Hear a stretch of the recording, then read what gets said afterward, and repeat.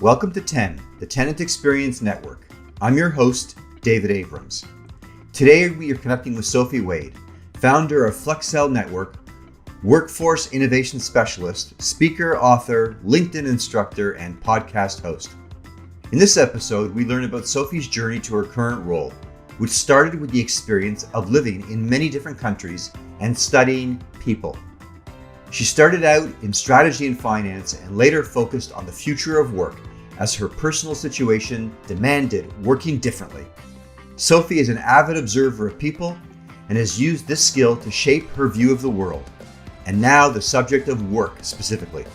She points out that for the first time, we are at a point where we are asking questions about how we should be designing spaces to meet our needs better. Sophie emphasized the need for everyone to recognize that we are in a period of significant change, and now is the time to embrace where we are and engage everyone in the process of defining what in-office work looks like.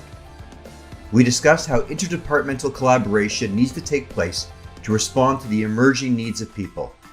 When it comes to technology, Sophie is a big proponent of experimenting, exploring, and testing to see what works.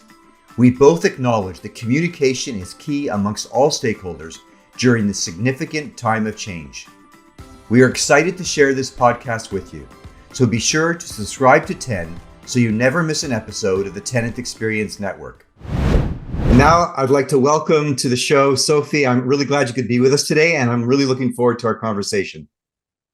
Me too, David. Thank you so much for having me. Of course. So to kick things off, tell us about your journey to your current position role. How did you get started? Ooh, how long you got? No. So it's a little bit of a circuitous route, but I'll get there very quickly. Okay. I studied science at the end of high school in England. You have to focus, didn't want to do more science. So I studied Chinese at university and then left England for where I'm from originally, Right. for Hong Kong. And lived in Hong Kong for 5 years and then lived in many different countries around the world, which actually ends up making sense in terms of why I'm doing what I'm doing, because it really helped me lean into wherever I was living and working, whether it was Germany or Hong Kong or Italy briefly and France for a year, and now the States for a good long time, to assimilate, to understand people better. And that really has sort of ended up where I am in terms of thinking about work and not having any assumption about how work should or not necessarily, there are so many different ways it could be because it is so different in many different countries around the world. Mm-hmm. So that was sort of how I got here. My first career was really all about strategy and finance. And then when I had 2 kids, that was when I started realizing that, working very long hours and not really having any time to see the kids wasn't really helping. And so I started looking at how work could be different, technology driven, and technology enabled. And that sort of got me to the future of work. And then now with more of a focus within that on empathy as being the way that we can get to understand each other more. Mm-hmm. Well, I'm really looking forward to having this conversation and you're being able to share your perspective, not only with your focus on work, but also thanks for sharing that, that perspective of more of a global view of what that looks like today. And as we know, there's been so much change that has gone on. I think that perspective will be really helpful in our conversation.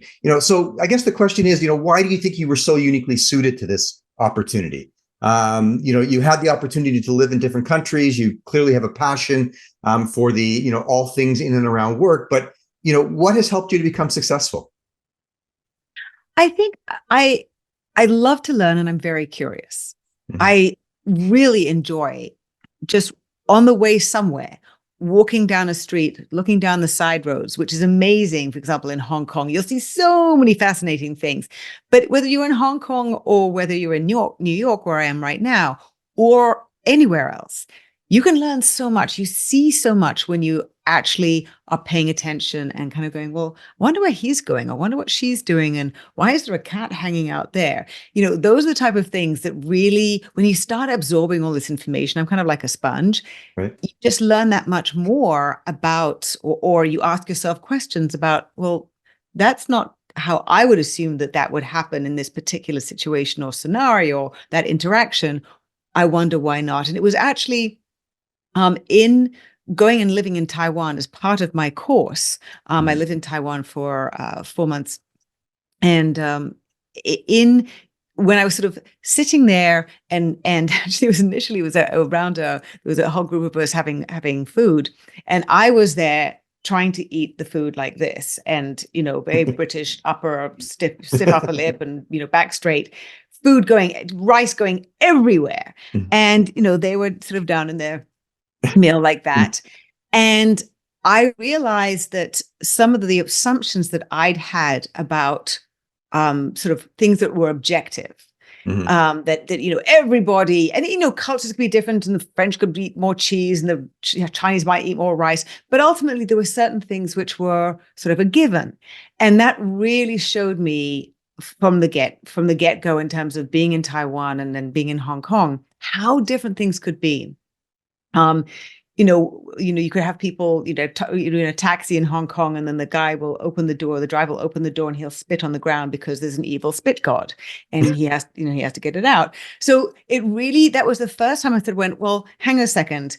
What I know is not how it is. It's just what I know and what I've experienced. And so that really, from the, 18 or so, really made me stop and think and reset how I viewed the world. And I think that really has been absolutely fundamental to everything I've done, whether it's in helping finance companies, often startups, but sometimes in big companies, and then later on now looking at work specifically. Very interesting. I've grown up in commercial real estate as a place where traditionally people came to work.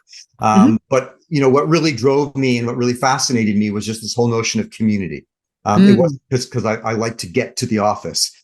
So since launching this podcast, we've always strived to provide a real-time view into the commercial real estate industry. And there's a lot of bias and a lot of very polarizing proclamations that have been made and continue to be made from both sides of this ongoing conversation around the future of work and where people work.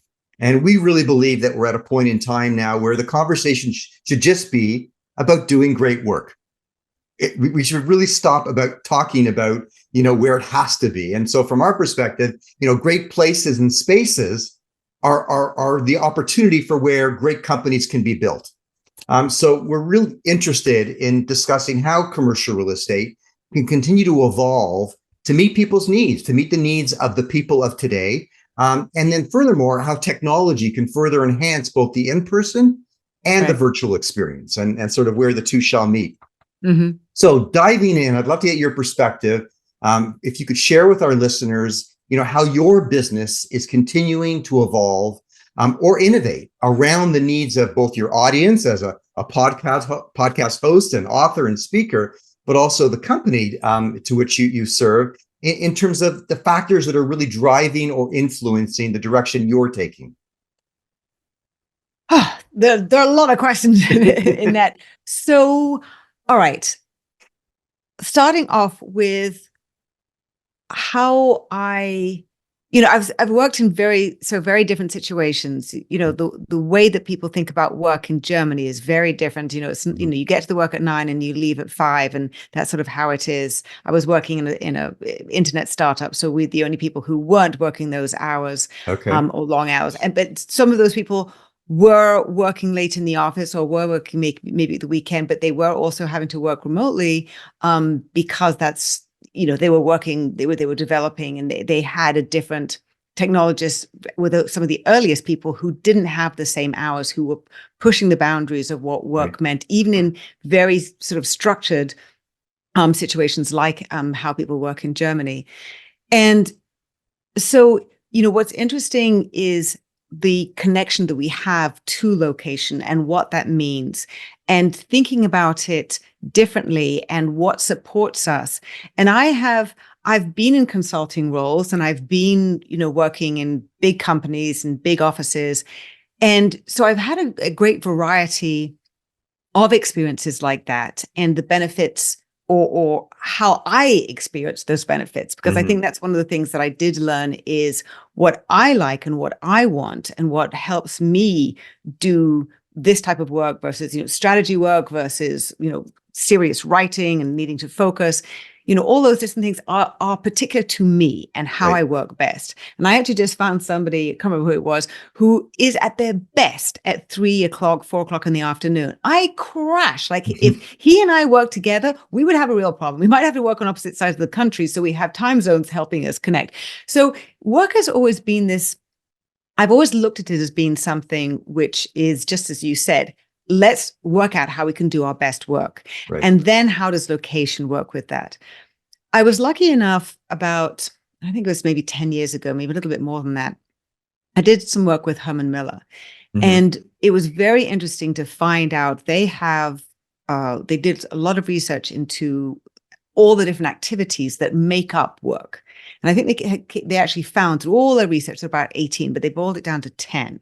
And about half of them, it was sort of 6 versus 4, in terms of some were together with other people and some were very, very focused work.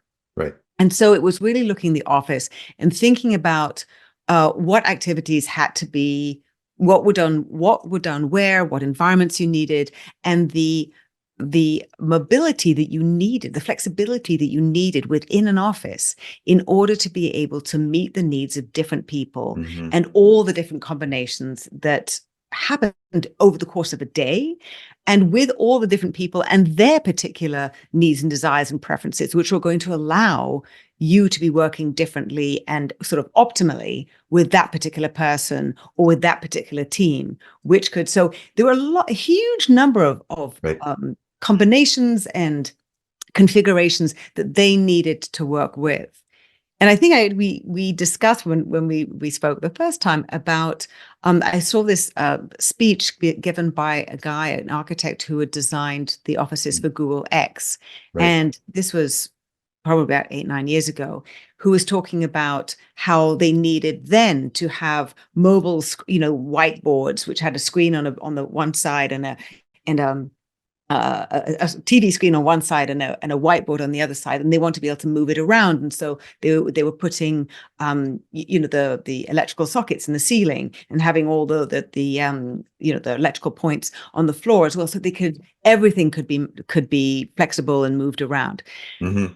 So I think when we can really think about work in a very, and be as curious as possible about how it might be done and who we're working with, and which is going to change over time with different teams, with different projects, we can really look at the office as being, what are the different things that we can do there, and what is a particular space optimized for currently, and how could it be better, what could it be better suited for in the future, depending on how we want to, what we're doing, what projects we're doing, and what the different needs are. And that's a lot. There's a lot of discovery that needs to happen there, because for the most part, nobody ever said, what, the best way that we can work is to all be in the office 5 days a week, 9 to 5. We never said that.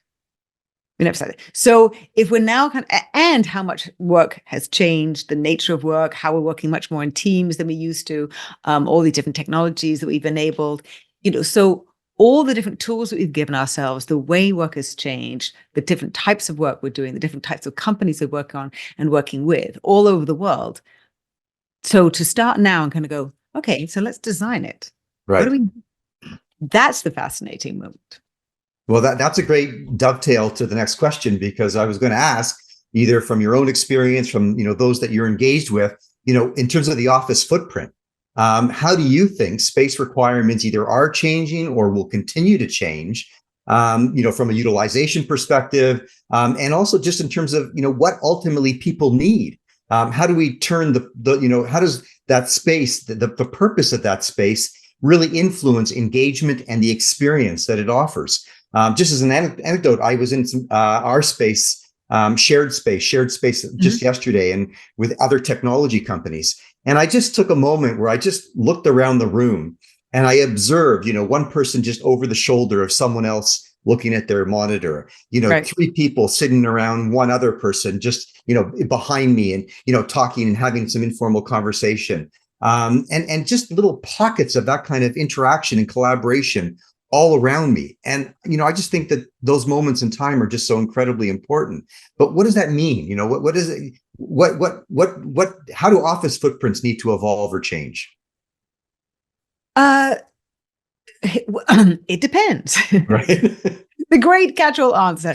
So, but it really does depend. And I think that's one of the most challenging things about the future of work is that there are no cookie cutter Right. models. I don't like to talk about best practices. I talk about principles in Mhm. terms of flexibility, in terms of, individual customization or customization for the individual and for a team as they come together. And so that's where this sort of flexibility, the modular aspect of it, is important in terms of how an office is designed and how the office, furniture is, it is kitted out. It's important for people to understand how they work together, how their particular business operates. So in the same sector, you can have, three different companies. One may be, very centralized, because it just happens that they've grown up like that, and the founder came out of Philly, and so the central office is there, and almost everybody is there, with maybe a couple of satellite offices. Another one may have grown up in Cleveland and be much more distributed, across the Midwest. I mean, how companies have evolved is very, very different, and the people that are in them, and therefore the needs of their people and how they group together, and where they're traveling to, and where their customers are. So it's very hard to say, in this particular sector or in this, particular way for that type of company, because every company is so different. And even if they were similar, the people who are working for them are different and have different needs. And some people have kids, some people don't. And the people with, on a particular team, some of them have kids and some don't, Right. and or elderly parents, and all those different things that are always happening. And this is the thing that we haven't really paid enough so much attention to, which is the fact that we are human beings, and the anomaly has been working in this very rigid factory type structure in the past. And this is not sort of maligning office spaces, but it really it came from the factories. Right. And we had the machines in there, we took care of the machines, and we've had a sort of transition, which the offices looked quite like factories, and now they've been evolving to much more interesting, engaging experiences. And the cubicle, unfortunately, did not end up that way, but it was never designed to be like the rows of, of a factory. But we have an incredible opportunity to create much more engaging, interesting, vibrant spaces where we can be easily collaborating together. And I would say, to that point, those moments of collaboration can happen very, very well virtually and in person and in combination. And I think it's really important to say that, because while we're more used to sort of huddling around, looking at the screen together, it is very easy to do that, or it is very easy to learn how to be working differently. I remember interviewing a woman, an SVP at SAP, about I think in 2014, I was doing the six secrets of collaboration for working remotely. Okay. As I said, 2016, 2017, something like that. Their developers were typically sitting there with video channels open. So they could literally be coding or sort of looking up and kind of go, "Oh, hey, David." And that was how they did it. That was how they mimicked the sitting side by side, or sitting, with, screens back to back in the office in a virtual, in an online way. So there are many different ways that we can use the much more engaging and powerful and sophisticated technologies to give us the types of experiences. They won't be identical, of course, but we can be using them in different ways to our benefit, so that I might be able to do a specific piece of very, very focused work from home, but still be there for you, because you and I need to be engaging in, and we just maybe leave a chat channel open so that as a voice channel completely open, so that at any moment you can just sort of ask me, questions, and I'm going to, no problem, David, we need to get this done.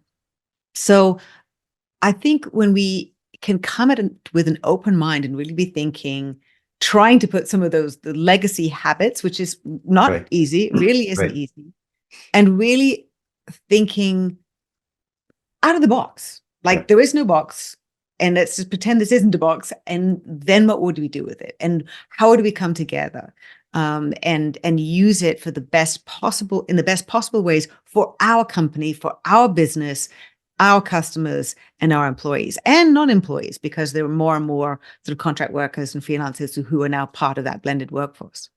There are a lot of stakeholders, and I think you're very right that I think it's an opportunity to embrace and engage all of them. And open-mindedness, I think, is an important characteristic that we need to bring to the table. So we talk a lot about opportunity, and it is an incredible opportunity, and particularly for commercial real estate, which is the largest asset class in the world. It's a legacy industry. For the most part, it has not changed or changed very much. So we'd love to get your perspective that if budget and resources were not an issue, and either as a real estate owner, a building owner, or an occupier, what 3 new initiatives would you undertake to position either the real estate or the company for success over the next 3 to 5 years? I think starting off with a culture of a core value of flexibility. I think having a flexible mindset, and flexibility is a sort of value, so it really is infused, is going to reduce resistance and friction in all of this discovery and trying to work out the best ways to approach it. And with that comes open-mindedness, which really means activating that, okay, this seems the obvious answer. Let's try and consider at least 1 or 2 more possibilities, and just keep pushing yourself to be thinking differently, because if you're very, very used to doing something the same way and been doing it the same way for 20 years, it is hard to change. It's hard to be thinking differently because it's just so much easier. I mean, the way the brain works, because I've done all this with empathy, is you literally have the road most traveled. And as the synapses in the brain work like that, until you start making the effort to change the way your brain works, it is truly going to be harder to be thinking those different ways. So the more this sort of you can, and we're all in this together. So the good thing is that we're all in this mess or in this situation where we're all needing to explore what's going to work for our company. So I think approaching all of this with as much flexibility as possible. And what I would say is that getting on with it now is really important. Because what I do see is there are companies, there's a band of companies that have embraced the future of work and where we are and all these things, because where we work is just one piece of it. It's a core piece, but it's only one piece of this huge puzzle of how we're changing, so much driven by technology. And there are a number of companies that are not moving fast. They're staying very much in the traditional sort of mode of working and where they're working. And the biggest band is everybody else. The more that one can move forward and start experimenting and start exploring and really engaging in it and committing to it, I think that is incredibly helpful, because it takes time, it takes experimentation, it takes iterations. And at the same time as all of this is happening internally, everybody's business is changing with technology. Customers are changing their behaviors. They're changing where they're working, and what are they going to be needing, and how do we address? They're not buying in the same places. They're not eating in the same places. All of these things are having an effect on all of our businesses. So we're having to be incredibly, flexible and adapting to all these different things, which affects how our businesses work, what we're needing to do. We need to be pivoting. So the more that we can embrace where we are, recognize this is an extraordinary period of change, and that's going to as uncomfortable as it may be, the sooner that one starts moving forward and recognizing, okay, so well, we've got, that seemed to work. Okay, I see that we could be doing that, or how we could be using the office there. Let's just see what works in the office. What is actually bringing people to the office? What are they enjoying doing there? Okay, let's do more of that. What isn't working? What are people, getting the schedules aligned so that people can actually find out when, we hear so many complaints. I go to the office, you told me to go to the office, and then nobody's there. So figure that one out, make it get down to, 2 days a week, make those ones work. Trust is going to be critical in order to get people back in the office, because I do see, extraordinary non-compliance with these mandates. Why? Because if I'm going to go back to 5 days, if I'm just going to fear that you're going to try and get me back in 5 days, Right. if I come in for 3 days. So when we can start building up trust and saying, okay, we're not going to go to 5 days, and really moving to outcomes based, really thinking about trust, then you can start engaging people and like, we're not going to try and get you in the office 5 days a week, but when we're in the office, what can we do? How can we maximize this and get everybody involved? So I think embracing where we are, having a flexible mindset, and engaging everybody in the process, I think is really, really important. And that way everybody is, owns the solution and is part of the solution, both out of the office and in the office, and can help suggest what kind of configurations, what kind of schedules, what kind of flexibility, what kind of activities, all of these things. It's hard. So it's not that you want to have everybody, contributing ideas all the time, but there's going to be some great ideas that come from left field. Yeah. I think I'm very anti-compliance. I really don't think it's about mandating or anti-mandating, anti-compliance. I just don't think that's the right solution. Because again, I don't think it's a matter of saying how often we should be, in a particular place of work. It's really about what we're doing. And I think there could be different, I think we're seeing now also where people will spend maybe a half a day at the office and a half a day, working at a co-working space or working at a local cafe or returning home for the afternoon. I think you talked about how hard it is to embrace change. And I think building operators, again, I spoke about the fact that it's a legacy industry, but we are starting to see building operators understand that their business model has changed. They're no longer in the space business. They're really, really having to create what I like to say, destinations of choice. And I think that there's what we're seeing is this increasing list of attributes that are directly contributing to why a place will become a destination of choice. And for us, it's then it really boils down to the experience that's offered. And that's both at the building level and at the, the company level. And that's really now driving, decisions on where we work, how we work and whatnot. So I'm just curious, that whole phenomenon of experience, that it's not just about coming to, sit at a cubicle. How is that playing out for you in your business in terms of your, what you're speaking about, those that you're engaged with, in terms of where you're consulting? Is this as much a theme in your business as it is for me and ours? Very much so. And it's very interesting. I mean, in both books actually that I've written about the future of work, one's more focused on empathy or sort of human understanding. In both of them, I talk about the key 3 areas that need to be working together, which is HR, IT, and facilities management, because that is where, and facility management can also be helping recommend or making suggestions for people who are working from home and how they can do that appropriately, and what the best setup is, and making sure that they have the technology and all those kind of things. But those three groups are incredibly important to set things up to be effective so that people can do their best work. Supporting the people, how they have the technology tools and the spaces that they're working in or collaborating in, and how they, how and where they'll be able to communicate across all the different offices. So this really makes it more complicated. It has many more dimensions to it and facets to it than it did before. So I think this becomes really interesting. I mean, these are all strategic. IT used to be a cost center. HR was certainly not seen as strategic in most organizations. And facilities management sort of like, okay, put, here's the building and put the furniture in it and we're done. No, That's not where we are. And for some people, that may not be such a welcome change, but I think it is an exciting moment to be rethinking and reimagining what people's needs are, and they are dynamic. We are human beings. We're not, that sort of the factory setup is not what actually helped us do our best work. And so it really is looking at it as an experience, and it's not just an experience which is just about the furniture or the layout. It is all of it. It is how people are interacting and the tools that they have. So working in this with these other divisions is going to be how to create that, a very easy, seamless flow of people, technology, and tools and location. So I think it's really exciting.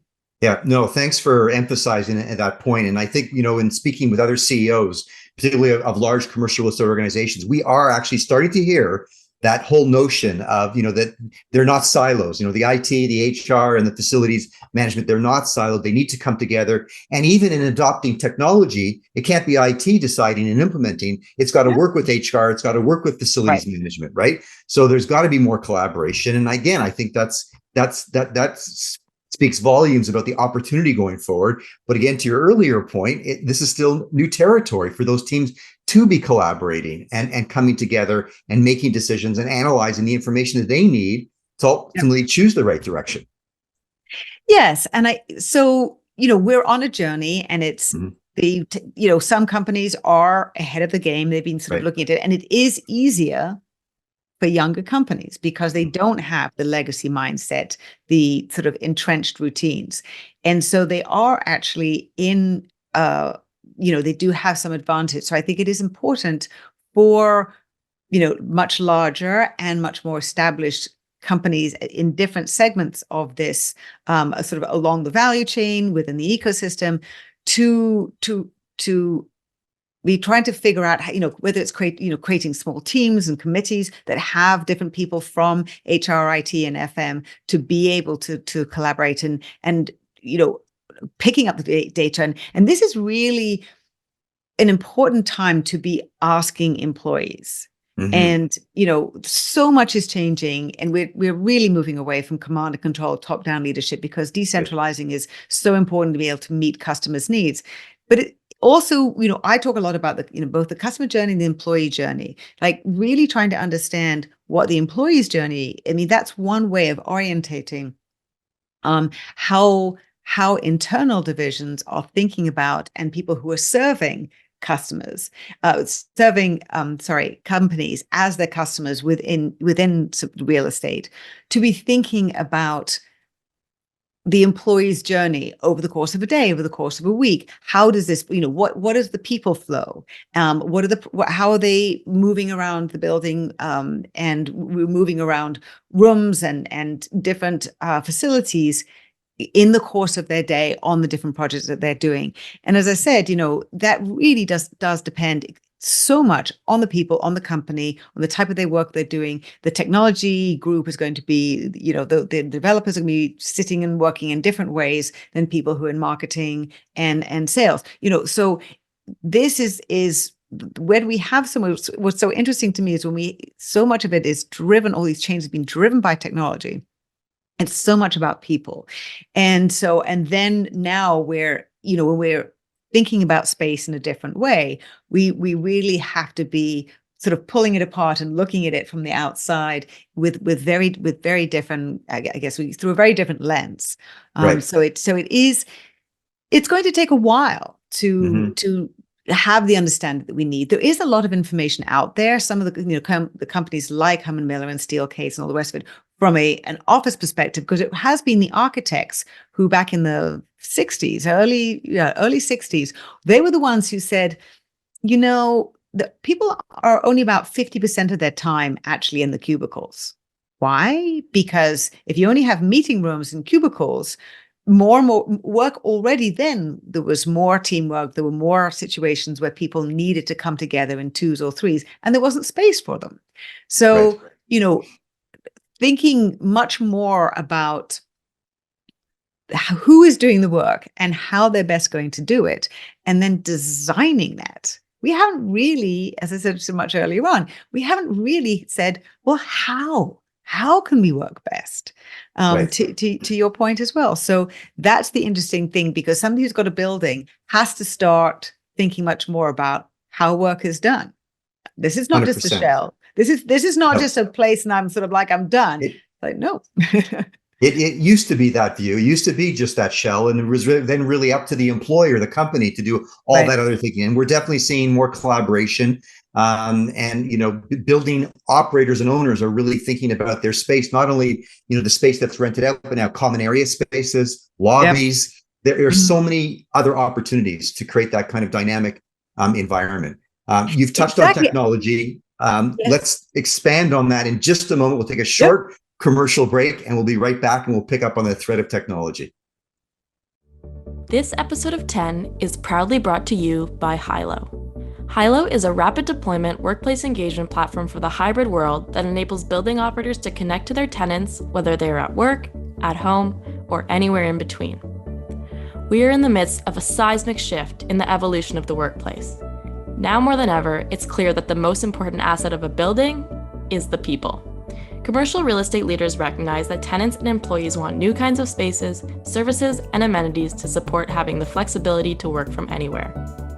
Workplace engagement solutions that connect hybrid working people to buildings no matter where they are have become a major differentiator as buildings compete to retain current tenants and attract new ones.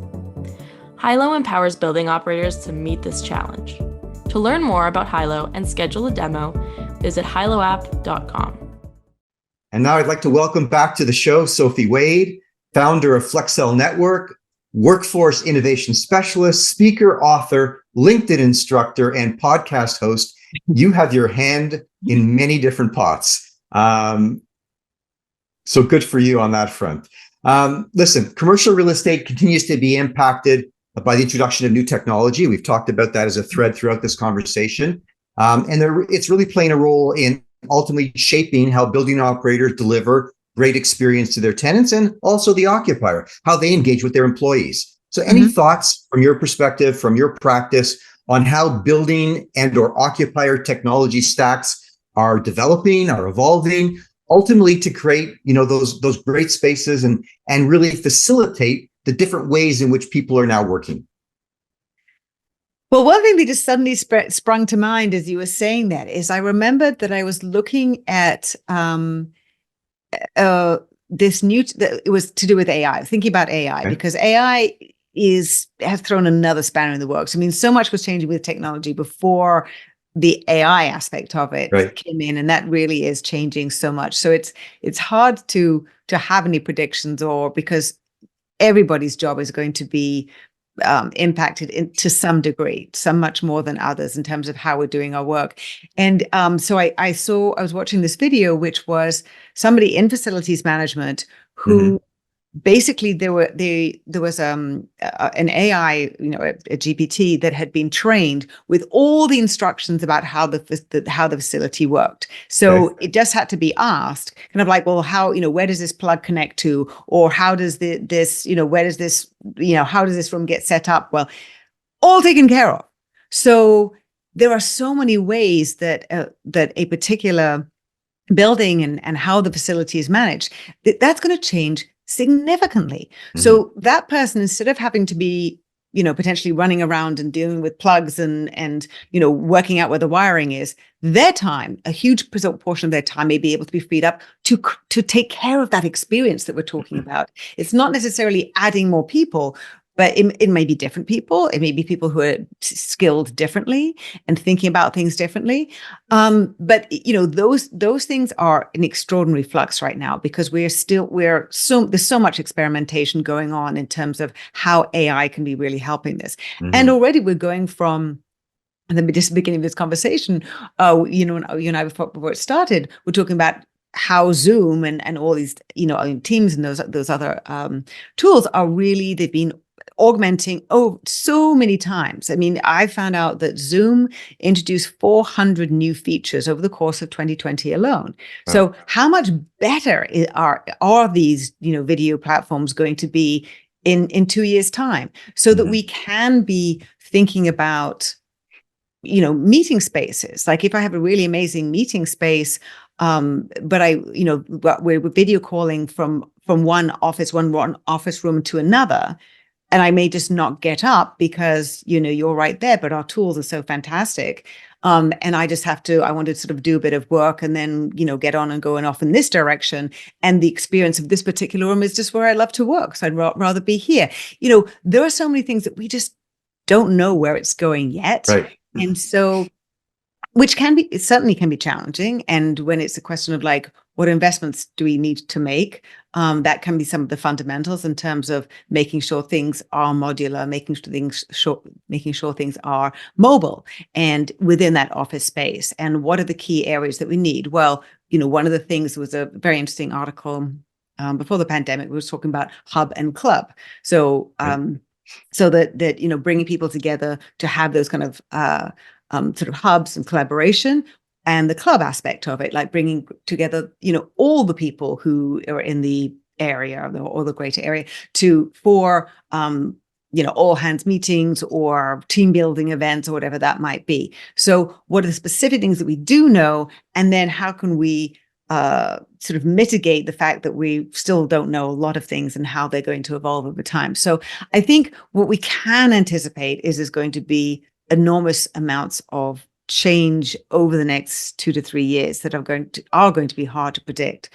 But therefore, using this time right now, as so many others are, to experiment, to explore, to test and see what employees like, what they don't like, and at different ages. And I do a lot of stuff of work to do with Gen Z, but I don't, labels aren't particularly helpful apart from.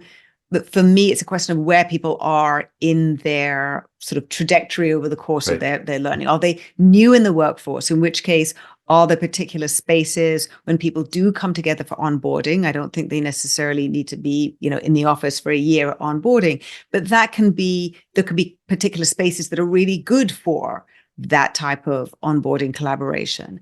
Or if it is, allowing people who are maybe in more phasing out, they're sort of, where boomers are now, many of them are phasing out and wanting to spend more time working from home, but still bringing the benefit of all their expertise and knowledge, but not on a full-time basis.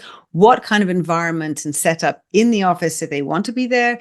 And how is that going to be facilitated outside the office space? Because those are very connected. For those people who are doing that, those two spaces are part of, or together are part of their work experience. It's not just, one or the other that somebody has to be taken care of.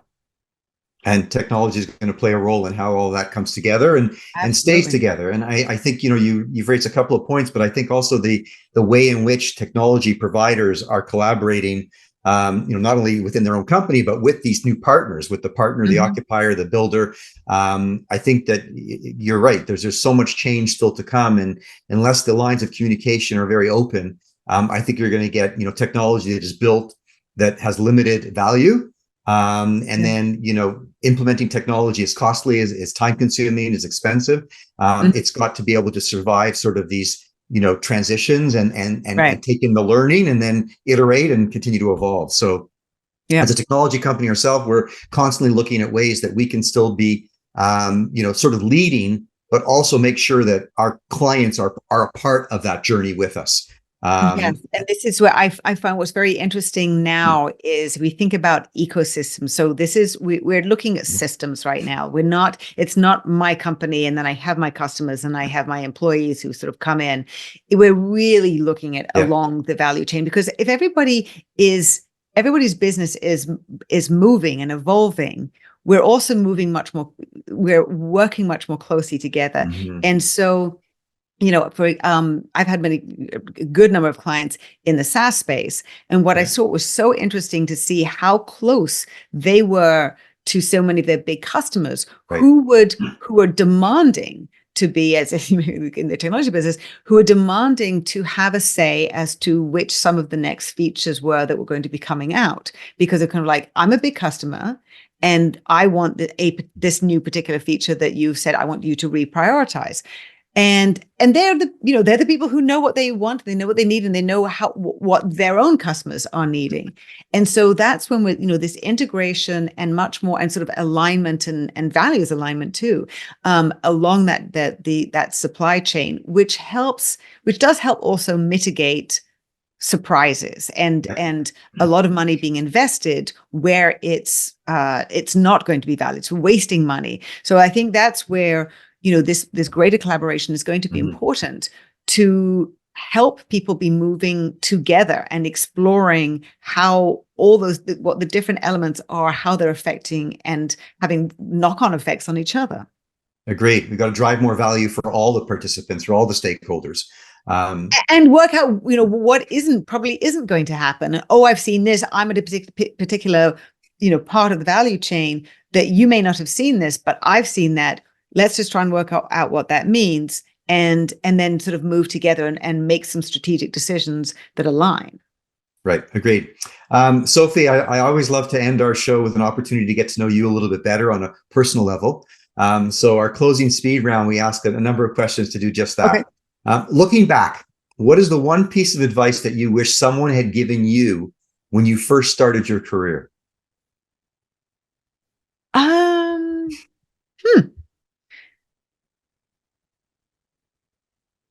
Well, I have kind of followed what I thought was really interesting, and that's actually what people are allowed to do now. So, and I really enjoyed doing that. I mean, a lot of people had no understanding. Didn't know how to interview me or talk to me. They're kind of like, well, one guy actually said to me, "It looks like you're on the run from Interpol," and I'm like, "Yes," and they haven't caught me yet. So I would say that was very exciting and very rewarding. And so, and I really enjoyed that. And it did have a rhyme and reason to it, but I didn't really think about so much at the time. Right. And that would be something sort of like, whatever choices that you're making, be very thoughtful about why you're making them. And so moving around, that's fine. Yeah. But know what you've learned from this particular situation before you move on to the next one. And so you can be thoughtful, and you can find out more about where you're going and why you're going there, because there are so many more opportunities now, and it can be almost confusing. That's going to help you get there where you want to go faster. Right. Do you have a favorite book or podcast that's positively impacted your approach to work in life?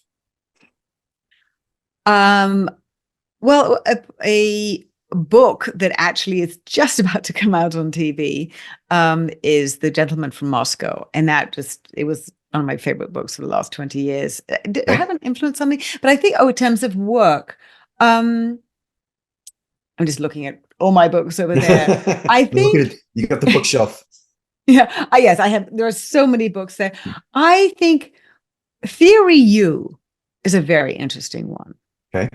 And that is really about unlearning. And unlearning was a word that was brought to my attention by a friend of mine who works at Atlassian called Dominic Price. And unlearning is the Theory U is that you sort of, when you have all these legacy habits, they don't help you. Right. When you're moving into a very, very different environment and situation.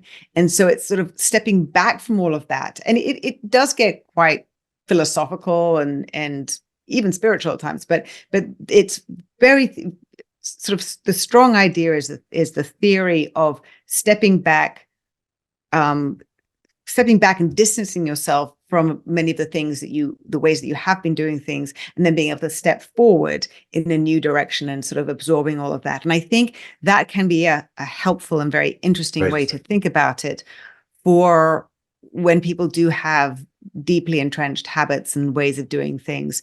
I do love change, so I don't have it in all areas. I do have it in some areas. So, those sticky things that are, hard to change those habits or, introduce new habits. So Theory U by Otto Scharmer. Okay. Awesome. Name one way in which technology has improved how you live or work. Ooh. Well, here I am. I'm sitting. Yes. The obvious. The obvious. I think I have lived most of my life outside my country. And so I'm, English. And when I first moved to Hong Kong, I couldn't afford to really call my parents, and there was fax machines, and so I had to learn to live much more independently, Right. singularly, having decided to move far away. And the fact that whether we are 5,000 miles away or 50 miles away, the fact that we can actually create these connections, which are created in person, or sometimes obviously created virtually now, and then cemented and augmented and reinforced and deepened through all these different other means, whether it is one of the things I thought was very, very interesting about Snapchat, it was like texting, but with a photo. I'm like, Right. okay, I get that. So there are so many, so I was like, that makes lots of sense, because an emoji, only goes so far. So the fact that we have all these different visual tools, we emojis are trying to add the emotion to it. So I think there's some really great ways that we are able to connect. And my friends are all over the world. Right. And that has really enabled me to feel the community that I have everywhere, much more closely than obviously I ever was able to before. I agree 100%. Listen, as commercial real estate continues to evolve, what skills do you think that building operators are going to be looking for in people? It used to be, you wanted people who knew how to keep the lights on and the air conditioning balanced and so forth. But as we've talked about for the last short while, the world has changed. So, as a person that manages or operates real estate, or a facilities manager for an occupied space, what skills are they going to be looking for going forward? Because I think it's going to change. I think it's changed. I mean, the sort of the easy answer is somebody who's interested in to learn. I mean, that's what we all need to be learning from, age 3, is the capacity and the ability to learn, because technology is moving so fast and we're always needing to be learning new technology. And so while it may not seem that there's so much technology necessarily in some of those roles, there will that ability to say, okay, we're going to be doing things differently, and maybe I'm using AI to be managing that aspect of the facility, and we got to create this experience. So I need to be dealing with event people. So having that learning capacity and having curiosity, I think, are going to be so important in every role, to not be so as not to be caught unawares or blindsided as things continue to change. Because for the next, as you're saying, yes, for the next several years, there's so much that's going to be changing. And then maybe it will settle down in different ways. Who knows? Yeah. If you were not doing what you're doing right now, what would you be doing instead? Well, if I'd done anything else earlier, it would have been a dancer, but I actually worked out earlier on that, that wasn't going to make, you can only do that for so long, and then you have to do something else anyway. Right. Well, I love to explore, so it doesn't really matter what it's in. So for me, this is exploring work. I'm very passionate about, I'm really interested in the connection of people and work. And there are different aspects of how people and work connect, because it's people and business. So I think there are, different elements. I think where technology is going now is very, very interesting, and how we're leveraging that. So I've always been working at, digital media, a lot of media, and now that this sort of my second career has been sort of the people side of that. Right. So I think it would be digging into, a company or the types of company that are really investing in how we're changing, probably in AI, supercharged. That goes into people, like, how are we thinking? How are we working? What are we going to be? How are we going to be impacted by this? We need to get a lot better at being human. Right. I mean, these office spaces that we need to be creating need to be elevating us and sort of enabling that human genius, what separates us from machines that enables us to do better work, to come up with these spontaneous ideas, which really does differentiate us from, the augmented and superpowered AI that's coming along. So I think that would be the area which I would sort of move into, to kind of say, like, what makes us really special as humans? Where are we superior? Because we need to get better at that and really lean into it. I love it. Well, I hope that we all make inroads on that front and on that effort, and I think we will. I've really enjoyed our conversation. I've enjoyed getting to know you better. I look forward to connecting again, and I hope on my next visit to New York, perhaps we can connect in person. Absolutely. Always love to follow up with our guests and find ways to, go full circles, to start perhaps digitally or online, and then to have the opportunity to meet in person. So thank you for joining me on the program today, and let's continue the conversation. Let's continue to engage, and let's continue to move the world of work forward. And I think it'll be very exciting times ahead. I think so too, David. I think there's so many different things that can be explored and created and evolve, and I'm excited about the future. And thank you so much for a great conversation. Really appreciate it, and I look forward to seeing you in New York.